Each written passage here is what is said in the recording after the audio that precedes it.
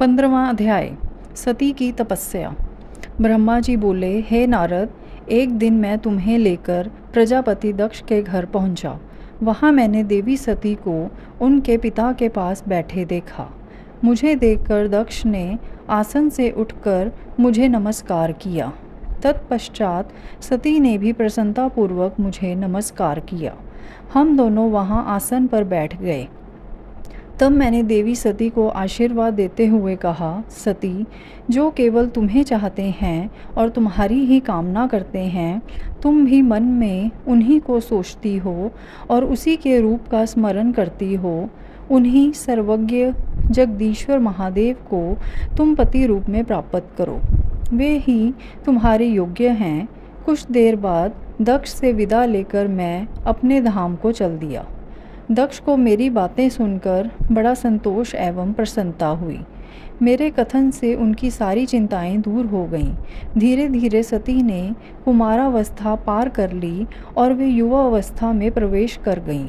उनका रूप अत्यंत मनोहारी था।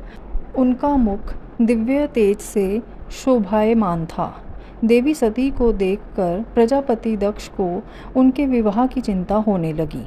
तब पिता के मन की बात जानकर देवी सती ने महादेव को पति रूप में पाने की इच्छा अपनी माता को बताई। उन्होंने अपनी माता से भगवान शंकर को प्रसन्न करने के लिए तपस्या करने की आज्ञा मांगी।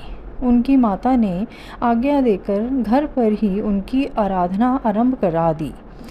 आश्विन मास में नंदा अर्थात प्रतिपदा, षष्ठी और एकादशी तिथियों में उन्होंने भक्तिपूर्वक भगवान शिव का पूजन कर उन्हें गुड़, भात और नमक का भोग लगाया व नमस्कार किया। इसी प्रकार एक मास बीत गया। कार्तिक मास की चतुर्दशी को देवी सती ने मालपुओं और खीर से भगवान शिव को भोग लगाया और उनका निरंतर चिंतन करती रहीं। मार्गशीर्ष मास के कृष्ण पक्ष की अष्टमी को वे तिल, जौ और चावल से शिवजी की आराधना करती और घी का दीपक जलाती। पौष माह की शुक्ल पक्ष सप्तमी को पूरी रात जागरण कर सुबह खिचड़ी का भोग लगाती। माघ की पूर्णिमा की रात भर वे शिव आराधना में लीन रहती और सुबह नदी में स्नान कर गीले वस्त्रों में ही पुनः पूजा करने बैठ जाती थीं। फाल्गुन मास के कृष्ण पक्ष की चतुर्दशी तिथि को जागरण कर शिवजी की विशेष पूजा करती थीं। उनका सारा समय शिवजी को समर्पित था। वे अपने दिन रात शिवजी के स्मरण में ही बिताती थीं। चैत्र मास के शुक्ल पक्ष की चतुर्दशी को वे ढाक के फूलों और दवनों से भगवान की पूजा करती थीं। वैशाख माह में वे सिर्फ तिलों को खाती थीं। वे नए जौ के भात से शिव पूजन करती थीं। ज्येष्ठ माह में वे भूखी रहतीं और वस्त्रों तथा भटकटैय के फूलों से शिव पूजन करती थीं। आषाढ़ मास के शुक्ल पक्ष की चतुर्दशी को वे काले वस्त्रों और भटकटैय से रुद्रदेव का पूजन करती थीं। श्रावण मास में यज्ञोपवीत वस्त्रों तथा कुश आदि से वे पूजन करती थीं। भाद्रपद मास में विभिन्न फूलों व फलों से वे शिव को प्रसन्न करने की कोशिश करतीं। वे सिर्फ जल ही ग्रहण करती थीं। देवी सती हर समय भगवान शिव की आराधना में ही लीन रहती थीं। इस प्रकार उन्होंने दृढ़तापूर्वक नंदा व्रत को पूरा किया।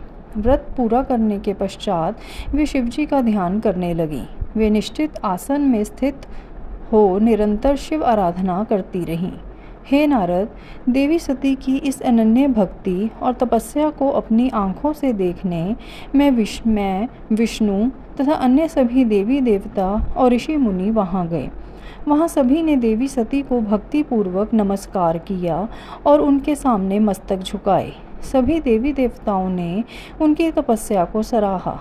तब सभी देवी देवता और ऋषि मुनि मेरे, ब्रह्मा और विष्णु सहित कैलाश पर्वत पर पहुँचे। वहाँ भगवान शिव ध्यान मगन थे। हमने उनके निकट जाकर दोनों हाथ जोड़कर उन्हें प्रणाम किया तथा उनकी स्तुति आरंभ कर दी। हमने कहा, प्रभो, आप परम शक्तिशाली हैं। आप ही सत्व, रज और तप आदि शक्तियों के स्वामी हैं। वेद त्रयी, लोक त्रयी आपका स्वरूप है। आप अपनी शरण में आए भक्तों की सदैव रक्षा करते हैं। आप सदैव भक्तों का उद्धार करते हैं। हे महादेव, हे महेश्वर, हम आपको नमस्कार करते हैं। आपकी महिमा जान पाना कठिन ही नहीं, असंभव है। हम आपके सामने अपना मस्तक झुकाते हैं। ब्रह्मा जी बोले, नारद, इस प्रकार भगवान शिव शंकर की स्तुति करके सभी देवता मस्तक झुकाकर शिव जी के सामने चुपचाप खड़े हो गए।